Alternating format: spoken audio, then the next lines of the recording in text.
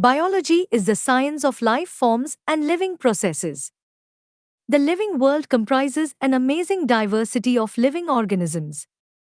Early man could easily perceive the difference between inanimate matter and living organisms. Early man defied some of the inanimate matter, wind, sea, fire, etc., and some among the animals and plants. A common feature of all such forms of inanimate and animate objects was the sense of awe or fear that they evoked. The description of living organisms, including human beings, began much later in human history. Societies which indulged in anthropocentric view of biology could register limited progress in biological knowledge. Systematic and monumental description of life forms brought in, out of necessity, detailed systems of identification, nomenclature, and classification. The biggest spin-off of such studies was the recognition of the sharing of similarities among living organisms both horizontally and vertically. That all present-day living organisms are related to each other and also to all organisms that ever lived on this earth was a revelation which humbled man and led to cultural movements for conservation of biodiversity. In the following chapters of this unit, you will get a description, including classification, of animals and plants from a taxonomist's perspective. Ernst Mayr, 1904 to 2004. Born on 5 July 1904, in Kempten, Germany, Ernst Mayr, the Harvard University evolutionary biologist who has been called the Darwin of the 20th century, was one of the 100 greatest scientists of all time. Mayr joined Harvard's Faculty of Arts and Sciences in 1953 and retired in 1975, assuming the title Alexander Agassiz Professor of Zoology Emeritus. Throughout his nearly 80-year career, his research spanned ornithology, taxonomy, zoogeography, evolution, systematics, and the history and philosophy of biology. He almost single-handedly made the origin of species diversity the central question of evolutionary biology that it is today. He also pioneered the currently accepted definition of a biological species. Mayr was awarded the three prizes widely regarded as the Triple Crown of Biology, the Balzan Prize in 1983, the International Prize for Biology in 1994, and the Crawford Prize in 1999. Mayr died at the age of 100 in the year 2004. How wonderful is the living world! The wide range of living types is amazing. The extraordinary habitats in which we find living organisms, be it cold mountains, deciduous forests, oceans, freshwater lakes, deserts, or hot springs, leave us speechless. The beauty of a galloping horse, of the migrating birds, the valley of flowers, or the attacking shark evokes awe and a deep sense of wonder. The ecological conflict and cooperation among members of a population and among populations of a community, or even the molecular traffic inside a cell, make us deeply reflect on what indeed is life. This question has two implicit questions within it. The first is a technical one and seeks answer to what living is as opposed to the non-living, and the second is a philosophical one and seeks answer to what the purpose of life is. As scientists, we shall not attempt answering the second question. We will try to reflect on what is living. 1.1 Diversity in the living world. If you look around, you will see a large variety of living organisms, be it potted plants, insects, birds, your pets, or other animals and plants. There are also several organisms that you cannot see with your naked eye, but they are all around you. If you were to increase the area that you make observations in, the range and variety of organisms that you see would increase. Obviously, if you were to visit a dense forest, you would probably see a much greater number and kinds of living organisms in it. Each different kind of plant, animal, or organism that you see represents a species. The number of species that are known and described range between 1.7 to 1.8 million. This refers to biodiversity or the number and types of organisms present on Earth. We should remember here that as we explore new areas, and even old ones, new organisms are continuously being identified. As stated earlier, there are millions of plants and animals in the world. We know the plants and animals in our own area by their local names. These local names would vary from place to place, even within a country. Probably you would recognize the confusion that would be created if we did not find ways and means to talk to each other, to refer to organisms we are talking about. Hence, there is a need to standardize the naming of living organisms such that a particular organism is known by the same name all over the world. This process is called nomenclature. Obviously, nomenclature or naming is only possible when the organism is described correctly and we know to what organism the name is attached to. This is identification. In order to facilitate the study, number of scientists have established procedures to assign a scientific name to each known organism. This is acceptable to biologists all over the world. For plants, scientific names are based on agreed principles and criteria, which are provided in International Code for Botanical Nomenclature, ICBN. You may ask, how are animals named? Animal taxonomists have evolved International Code of Zoological Nomenclature, ICZN. The scientific names ensure that each organism has only one name. Description of any organism should enable the people, in any part of the world, to arrive at the same name. They also ensure that such a name has not been used for any other known organism. Biologists follow universally accepted principles to provide scientific names to known organisms. Each name has two components, the generic name and the specific epithet.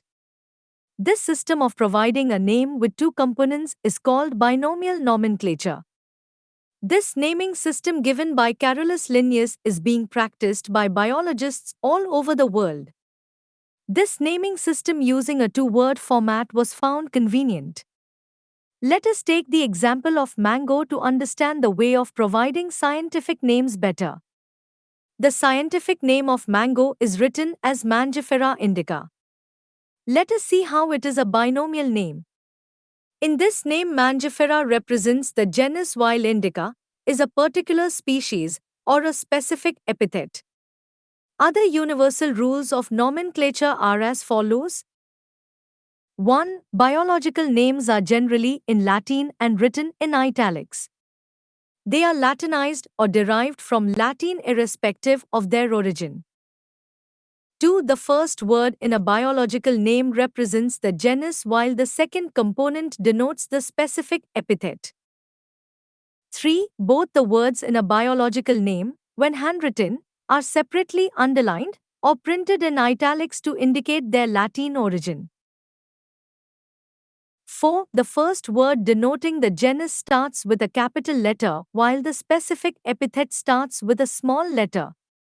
It can be illustrated with the example of Mangifera indica.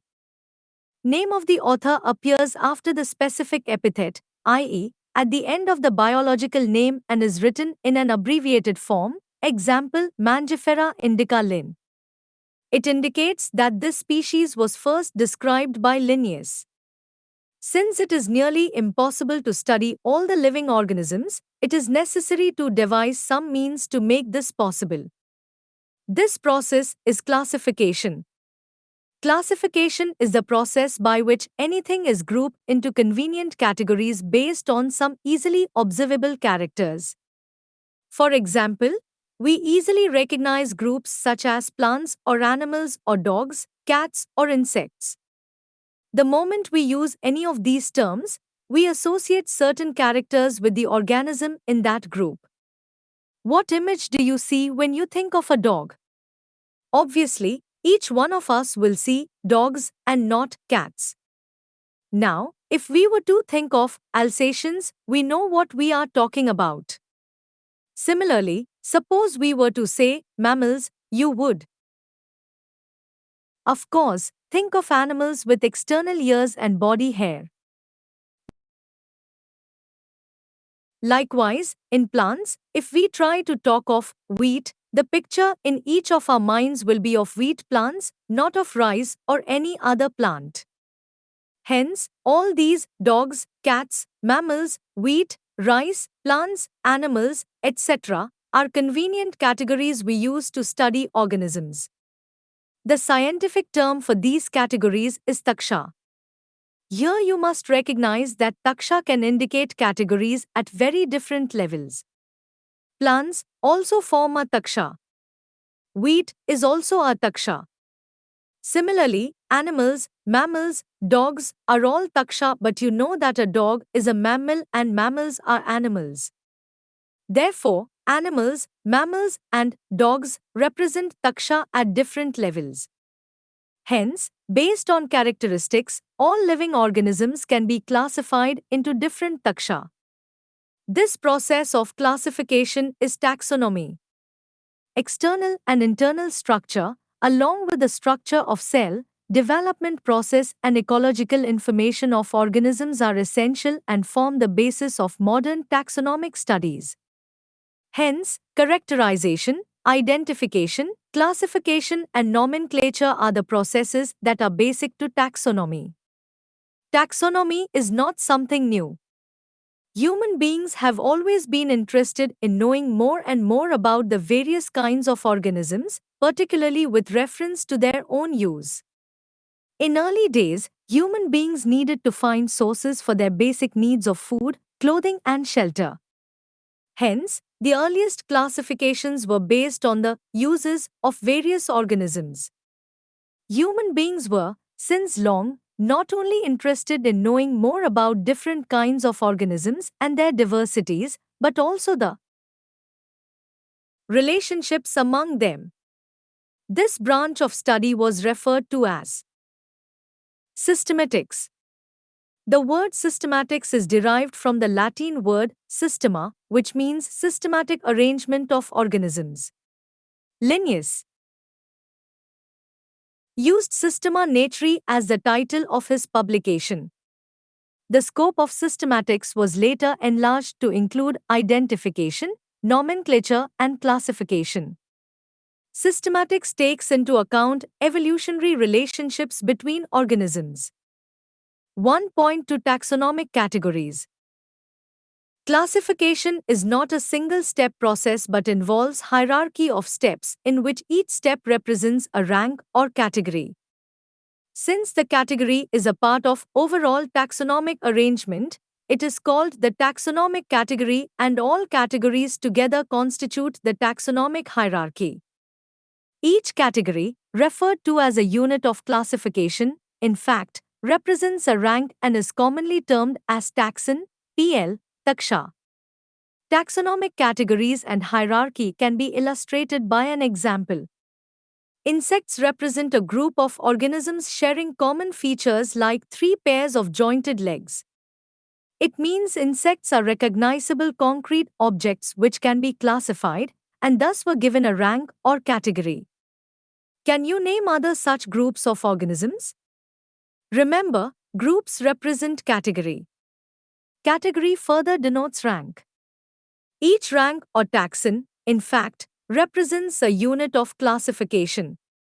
These taxonomic groups categories are distinct biological entities and not merely morphological aggregates. Taxonomical studies of all known organisms have led to the development of common categories such as kingdom, phylum or division, for plants, class, order, family, genus, and species.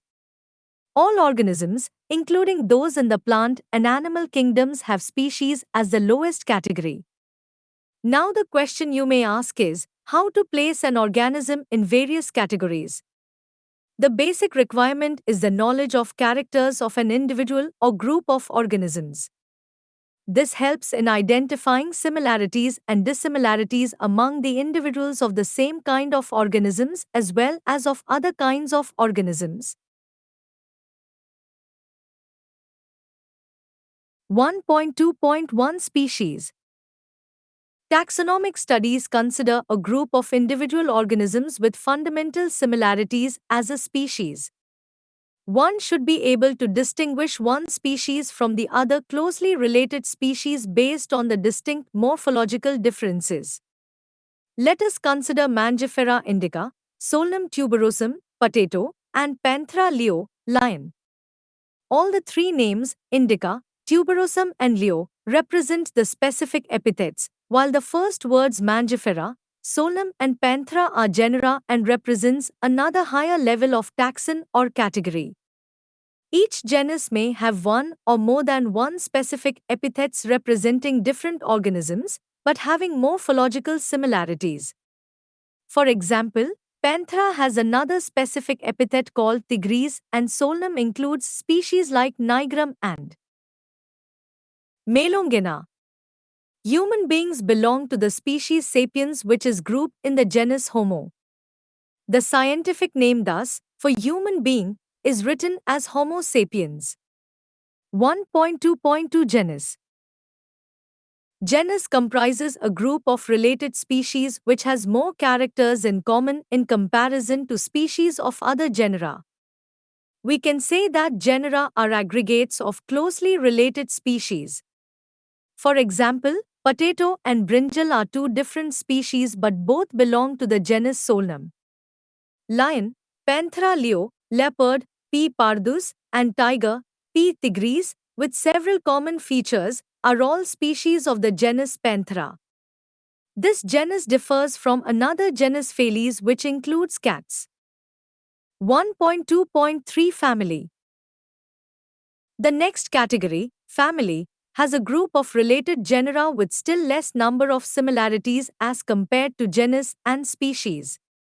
Families are characterized on the basis of both vegetative and reproductive features of plant species. Among plants, for example, three different genera Solanum, Petunia, and Datura are placed in the family Solanaceae. Among animals, for example, genus Panthera, comprising lion, tiger, leopard is put along with genus Felis, cats, in the family Felidae. Similarly, if you observe the features of a cat and a dog, you will find some similarities and some differences as well. They are separated into two different families, Felidae and Canidae, respectively. 1.2.4 Order. You have seen earlier that categories like species, genus, and families are based on a number of similar characters. Generally, order and other higher taxonomic categories are identified based on the aggregates of characters. Order, being a higher category, is the assemblage of families which exhibit a few similar characters.